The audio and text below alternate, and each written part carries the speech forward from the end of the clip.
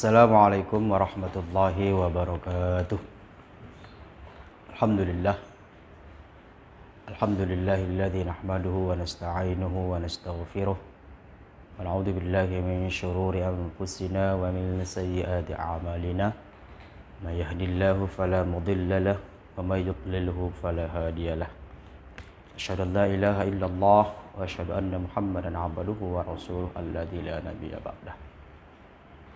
Hadirin pemirsa AMR Channel yang dirahmati Allah Subhanahu wa taala. Alhamdulillah. Pertama-tama puji-puji syukur kita kehadirat Allah Subhanahu wa taala. Semoga kita senantiasa dalam lindungannya. Semoga kita senantiasa dalam naungan Allah. Kemudian salawat dan salam kepada baginda Nabi kita Muhammad sallallahu alaihi wasallam. Semoga kita termasuk umatnya yang akan mendapatkan syafaatnya di hari kemudian kelak. Hadirin yang dirahmati Allah Subhanahu wa taala. Pada kesempatan kali ini insyaallah kita akan membahas tentang sebuah ungkapan ulama salaf yang berkaitan tentang ibadah kepada Allah Subhanahu wa taala. Boleh dirujuk ya, kitab Hayatus Salaf Bainal Qauli wal Amal halaman 170 sampai dengan 171 karangan Ahmad Ibn Nasir At-Tayyar. Dalam kitab itu dijelaskan bahwa qala Ahmad Ibn Harab rahimahullah, bahwa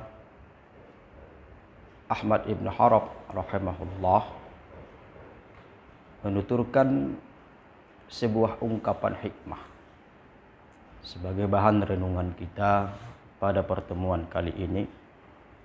Kata beliau, abadtullaha khamsina sanah. Aku telah beribadah, mengabdi kepada Allah 50 tahun lamanya. Renungan bagi kita, evaluasi pada diri kita masing-masing sesuai dengan usia kita. Ada yang 35 tahun mungkin, ada yang 40 tahun, ada yang sudah di usia senja, ada yang masih di usia pemuda. Sebagai bahan renungan apa yang disampaikan oleh Ahmad Ibn Harab ini. Kata beliau, aku telah menyembah Allah selama 50 tahun lebih. Mungkin yang berusia 50 tahun sudah 50 kali ia rayakan hari ulang tahunnya. Namun evaluasi, sudahkah penuh 50 tahun itu ia abdikan sepenuhnya kepada Allah, atau malah ia menjadi atau menghambakan dirinya pada dunia ini? Hadirin dirahmati Allah Subhanahu wa taala. Kemudian beliau lanjutkan, "Fama wajadtu halawatal ibadah." Selama 50 tahun aku mengabdi beribadah kepada Allah dan aku belum mendapatkan manisnya ibadah itu. Renungan yang diberikan oleh Ahmad Ibn Harab kepada kita. Beliau, pengakuan beliau 50 tahun beribadah kepada Allah, namun sekalipun belum pernah ia rasakan manisnya ibadah itu.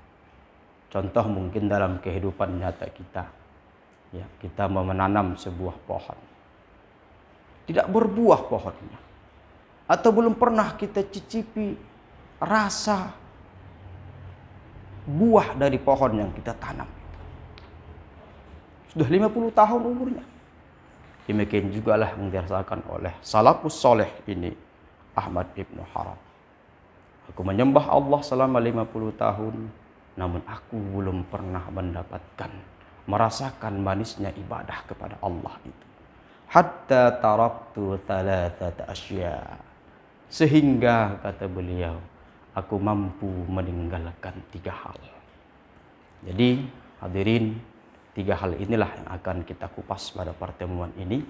Semoga dapat memotivasi diri kita untuk semakin baik, untuk semakin menambah kualitas dan kuantitas ibadah kita di hadapan Allah, sehingga manisnya ibadah itu dapat kita rasakan. Pertama kata beliau, taraktu ridhan nasi hatta qadartu an atakallama bil haqq. Aku tinggalkan keridhaan manusia sehingga aku mampu untuk berbicara yang hak. Kadang mungkin ya ada di antara kita ketika berbicara di podium, apa yang kita sampaikan ternyata pesanan dari orang lain. Bukan apa yang ada dalam pikiran kita, bukan apa yang ada terlintas dalam hati kita, bukan apa yang kita pelajari selama ini, bertolak belakang dengan keyakinan kita.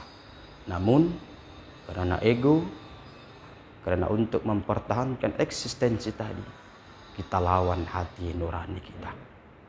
Hadirin dirahmati Allah Subhanahu wa taala. Pesan yang disampaikan oleh Ahmad Ibnu Harab ini bahwa marilah kita menggantungkan segala urusan kita hanya kepada Allah. Allahus Samad. Allah kita tempat bergantung. Jangan kita sandarkan urusan kita kepada makhluk, kepada orang lain, kepada apapun yang kita anggap memiliki punya kuasa, punya power, punya pengaruh. Namun yakinlah pengaruh mereka semua itu tunduk dalam kuasa dan iradah Allah Subhanahu wa taala. Makanya dalam surah Al-Ikhlas, Allahus Samad, Allah lah tempat bergantung. Kata ulama, ridwan nasi ghayatul la tudrak, bahwa keridhaan seluruh manusia itu tujuan yang tidak akan pernah kita gapai. Sebagian senang kepada kita, sebagian yang lain pasti benci. Nabi Muhammad sendiri paman kandungnya yang tidak sejalan dan sejiwa, yang malah menjadi onak dan duri dalam proses perjalanan dakwah beliau. Oleh sebab itu, yang menjadi acuan termometer kita dalam hidup ini adalah ridha Allah. Al-Quran dan hadis berjalan terus dalam relnya. Kita biarkan kalau ada orang yang komentar pedas, jadikan motivasi. Ketika ada orang yang berkomentar baik, jangan malah kita terbuai dan lupa akan daratan. Yang kedua kata beliau adalah taraktu suhbatal fasiqin hatta wajadtu suhbatas salihin. Aku tinggalkan teman-temanku yang fasik sehingga aku menemukan sahabat-sahabat sejati, orang-orang yang saleh. Sahabat-sahabat, teman kerja, kerabat, orang-orang yang selalu di sekeliling kita, pengaruhnya sangat besar pada hidup kita. Ketika kita dekat dengan orang-orang yang buruk, orang-orang yang jauh dari jalan kebenaran, sedikit demi sedikit, perlahan-perlahan, keburukan perangai yang buruk itu akan mengenai pada diri kita. Oleh sebab itu, kita diingatkan oleh Ahmad Ibnu Harab rahimahullah, mari kita cermat dan cerdas memilih teman dan sahabat. Jangan sampai ada teman dan sahabat kita yang menusuk dari belakang.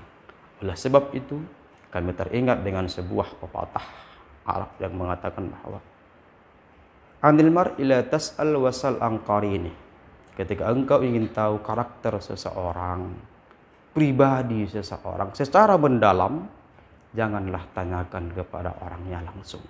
Namun perhatikan siapa orang di kiri kanannya. Wasal an qarini, kata beliau. Tanya sahabat-sahabatnya. Siapa temannya berdiskusi? Siapa temannya selalu nongkrong di warung kopi mungkin? Atau siapa teman-temannya ketika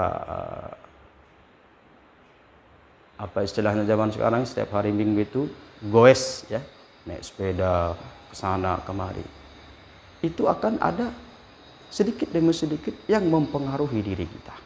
Sehingga ketika kita cermat memilih teman, ketika kita cermat memilih sahabat, disitulah akan selamat diri kita. Rasulullah mengingatkan kita bahwa almar'u ala dini khalili. Seseorang itu bergantung kepada agama sahabatnya. Ad-din bisa diartikan kebiasaan, ad-din bisa juga diartikan tradisi, baik yang buruk dan yang baik. Ketika digunakan kata ad-din, maka itu ada dua kemungkinan, yang baik atau yang buruk. Tapi ketika sudah dimurakkabkan kepada Islam, seperti dalam surah Ali Imran, inna dina indallahil Islam, maka itu sudah otomatis yang baik. Maka perangai karakter seseorang itu sangat dipengaruhi oleh sahabat-sahabatnya. Fala yanzur ahadukum may yukhalil, hendaklah setiap diri dari kalian melihat siapa yang ingin ia jadikan sahabat-sahabatnya. Hadirin yang dirahmati Allah Subhanahu wa taala. Kemudian yang ketiga, kata beliau, taraktu halawatad dunya hatta wajadtu halawatal akhirah.